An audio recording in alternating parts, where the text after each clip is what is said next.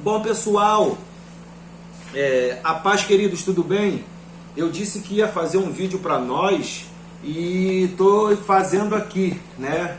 Para melhorar a nossa aula, vou fazer de tudo para investir, né, mais em nossas aulas, para nossas aulas ficarem mais dinâmicas e melhores, né? E sempre vou estar dando esse recurso aí, ó, de um vídeo aí para relembrar a última aula que a gente já deu. Então vou estar fazendo aí isso aí, né, o máximo possível, está sempre levantando um vídeo aí para nós aí, né, desenvolvermos nosso raciocínio. Lembrando que a gente fez um combinado que quem viesse a partir do próximo módulo nas 4 aulas teria 2 pontos extras. Isso será somado na sua prova, ok?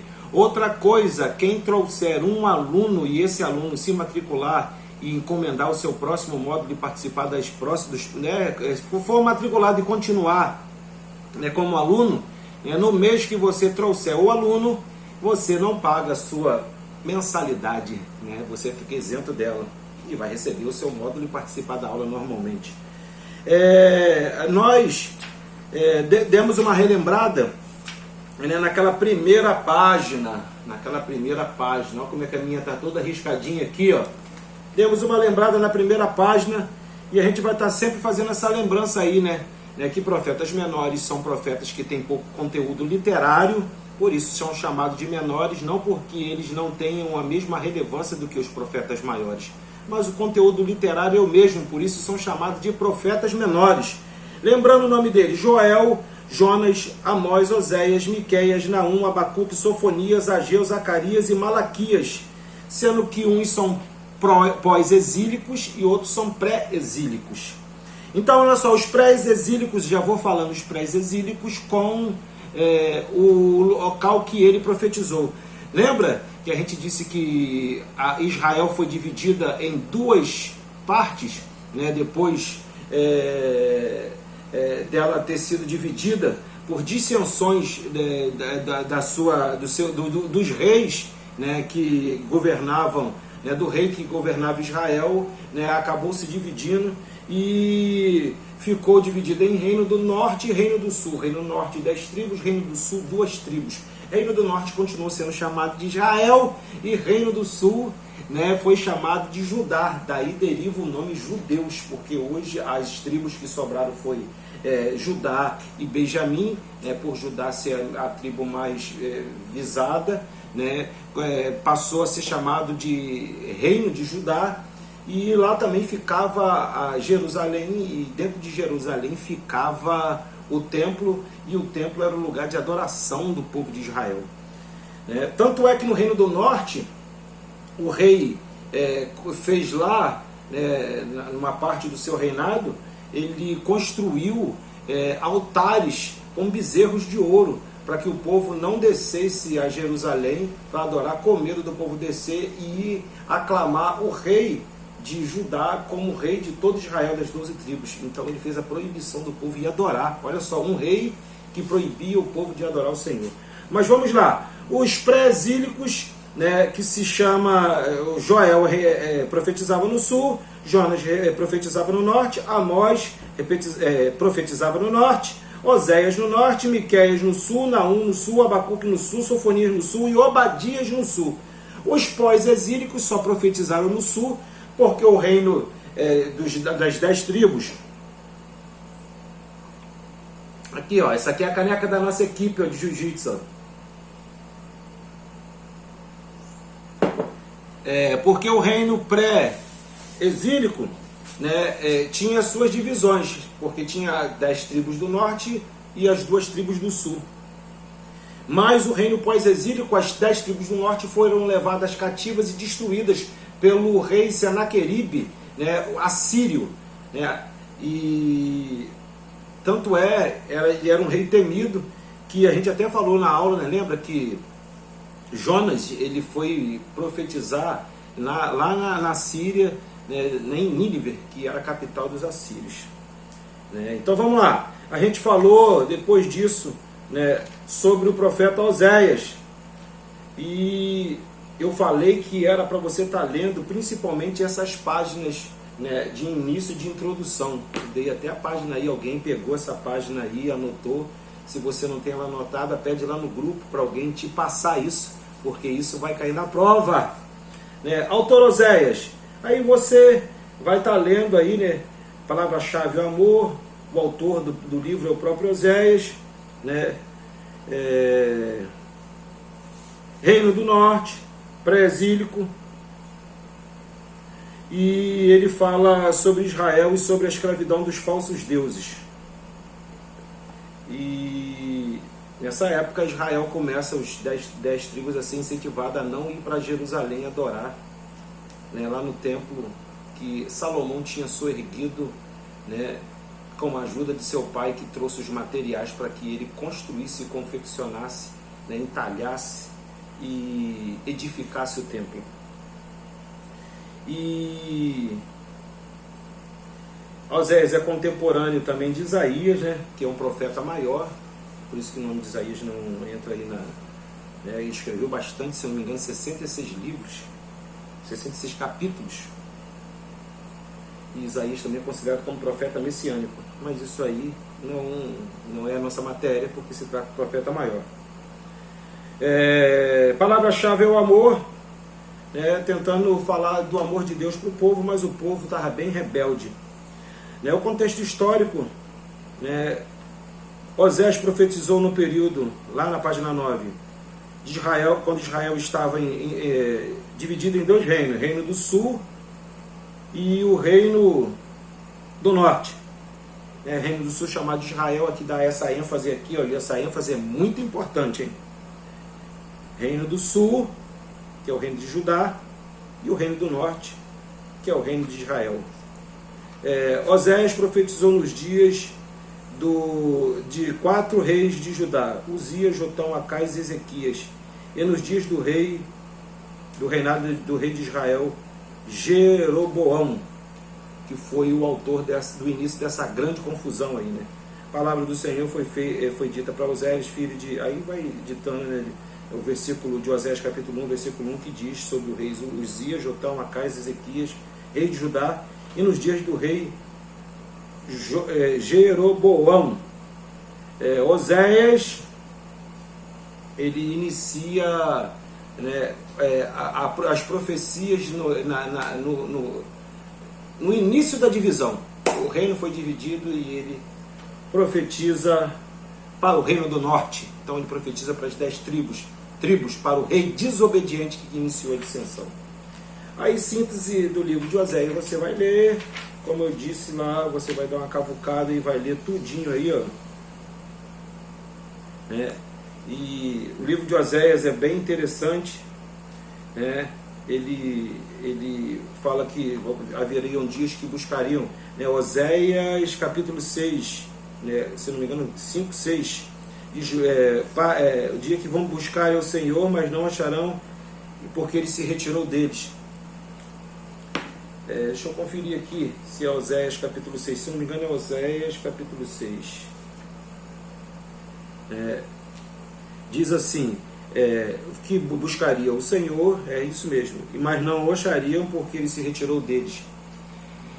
Eu já vi gente usar essa palavra aqui, essa profecia aqui, para dizer que quando aconteceu o arrebatamento, buscariam o Senhor e eles não encontrariam porque o Senhor se retirou deles. E outras vezes eu já vi as pessoas dizendo, buscar o Senhor enquanto há tempo, enquanto se pode achar, porque vai ter dias que buscarão o Senhor e não acharão porque o Senhor se retirou deles. Aí está falando de pessoas que vão buscar Deus e não vão conseguir mais achar porque Deus não tem mais, já acabou de investir na vida daquela pessoa e tudo mais. Isso é uma interpretação errada. Quando essa passagem é dita, ela está sendo dita para o povo de Israel. E ele diz que um dia buscarão e não poderão mais achar porque o Senhor se retirou dele. É quando Jesus fala, né, vim para o que eram os meus e os meus me rejeitaram. Isso está acontecendo agora em Israel.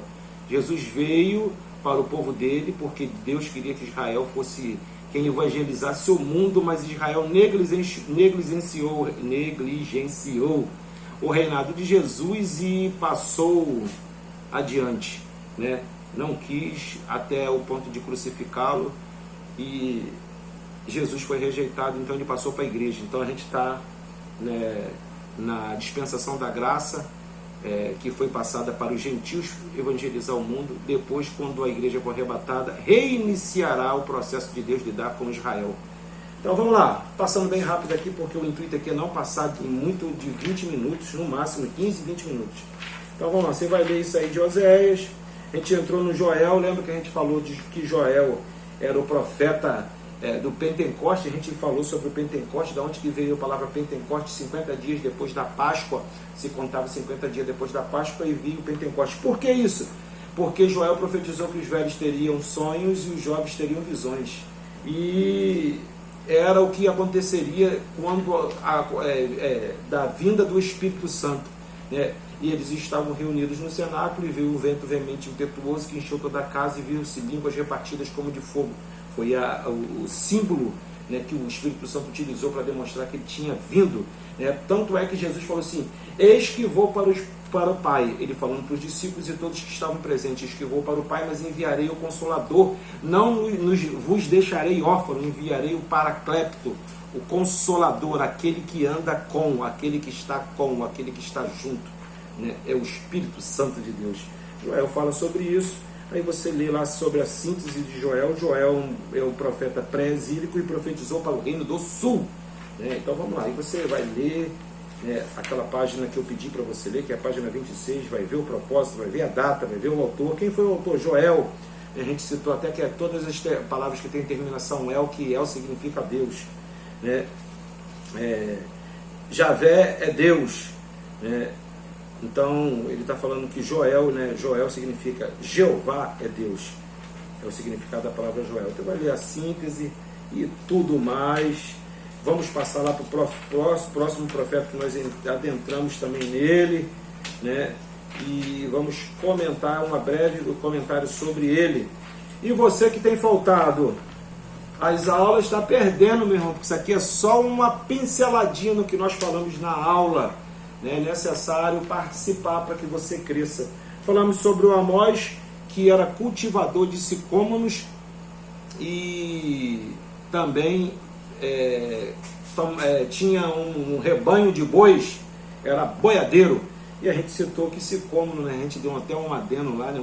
Deu uma palavrinha rapidinha lá, que sicômoro, meu irmão, figueira braba, não tem espinhos. E que muitos pregadores falam que Zaqueu subiu na figueira braba, cheia de espinho. Eu não sei de onde que tiraram isso.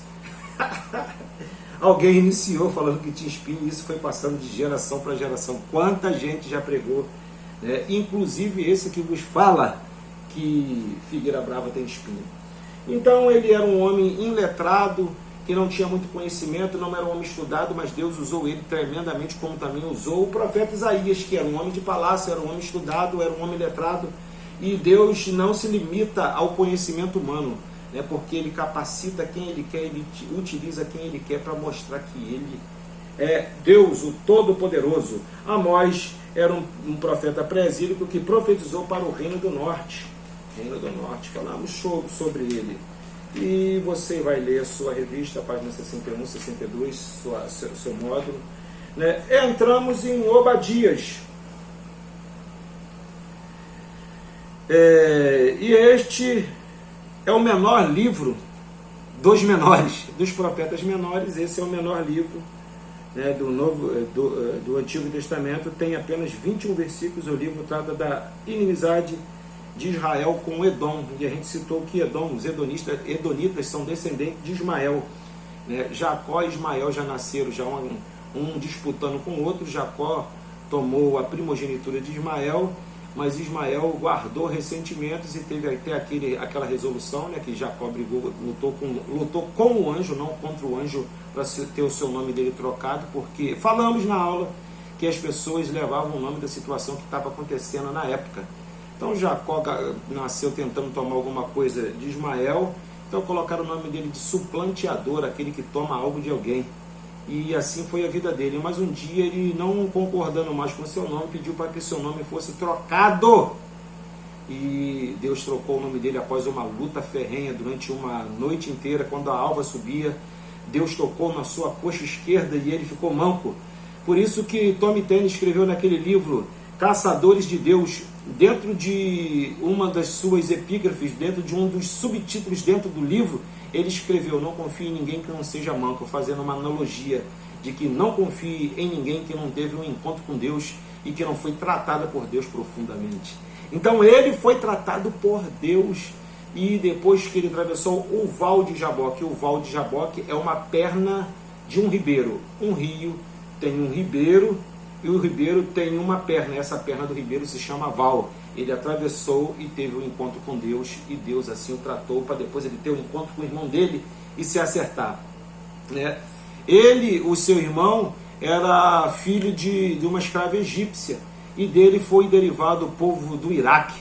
Iraque e Israel têm dissensões até hoje, e é uma coisa que vem dos seus antepassados, né? Por causa de uma desobediência de Abraão, né, a nação existiu, e por ela existir, ela cresceu, por ser descendente de Abraão, cresceu e teve também o seu lugar na promessa. Mas Obadias profetiza contra a inimizade deles, porque Deus não programou essa inimizade.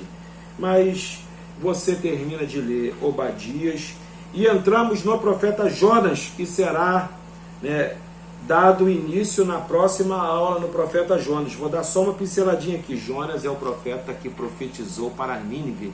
Nínive não era localidade de Israel, era a capital da Síria, onde o povo matava com força, meu irmão. Jonas não queria ir para lá, não porque tão somente estava com medo, mas ele também não gostava daquele povo, e a gente vai falar disso na próxima aula. Te espero, hein?